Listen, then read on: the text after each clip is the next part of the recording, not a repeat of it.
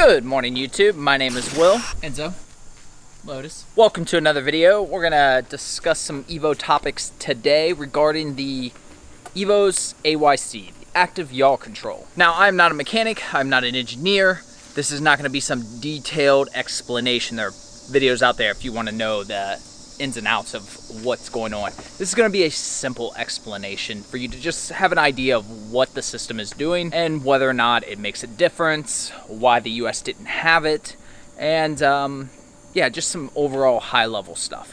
You trying to get your rope out? Okay, so what is AYC? Well, AYC is active yaw control. It was developed by Mitsubishi sometime in the 90s and was first used on, I believe, the Evo 4. I emphasize that because I have trouble confirming this. I had so much trouble confirming this, and it frustrated me so much that I'm actually making an entire video about that for tomorrow, where I'm going to vent some of that frustration, and hopefully some of you guys can help me get some answers. Moving on though. So a while back, I did a video on the ACD, the active center differential in the Evos. What that system does is it distributes power front and back. So with that, we're going to discuss the AYC, which you can probably guess then, is distributing power left and right. So combined with the ACD, the Evo has the ability to distribute power to all four wheels independently. Now, real quick, just to clarify, AYC, in addition to ACD, does not equate to Super AWC. Is that enough acronyms for you guys? The ACD is moving power front and back. The active yaw is moving it left and right. So then what's the difference between that and Super? Well, we'll go into that more in a different video, but basically it takes a bunch of other computer parameters and uses that to determine where to move the power. All right, so we know what AYC does, so why didn't the US get it? Well, the overriding reason seems to be something to do with crash regulations. Now, it's not that having the active yaw control made the car unsafe. In fact, I think anybody with half a sense would argue that having that makes the car safer. But what it did is the US has different crash regulations, and because of that, it made us have to have a different, some would say uglier, they would be correct, bumper.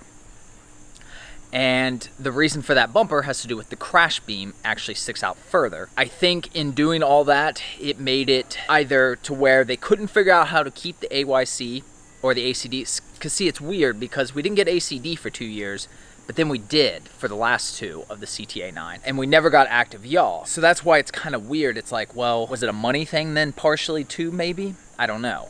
I believe, again, this is where I'm not a mechanic, I'm not an engineer. I know for a fact the ACD, the active center differential, that's up towards the front of the car. The AYC, I believe, is actually housed in the back of the car, and that's why I think that had to go.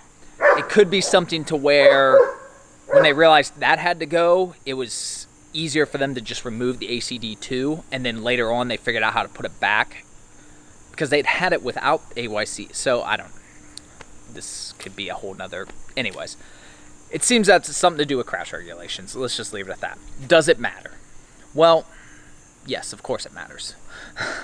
You have a rally car that's winning all these championships because Mitsubishi is so innovative in their all-wheel drive system, and when it comes to the US, they stripped most of that out. So yes, it matters. Anyone who's ever driven an Evo 10 knows how amazing that all-wheel drive system is.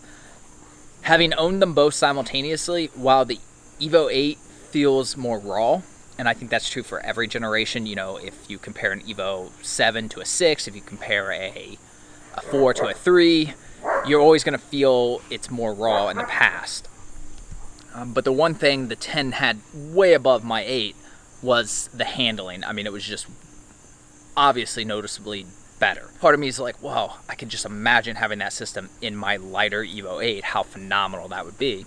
So yeah, it matters, it makes a huge difference. That being said, you've probably heard the phrase, ignorance is bliss. If you haven't, basically it means sometimes you're happier not knowing things. For anybody who knows what a hot dog is, for anybody who knows what escargot is, you know that you're better off not knowing what those things are. And that's kind of what is going on here with the active yaw. And for the first 2 years the ACD. You don't know what you don't know. And when the Evos came to the US, they were phenomenal. We didn't know what we were missing, so we didn't care.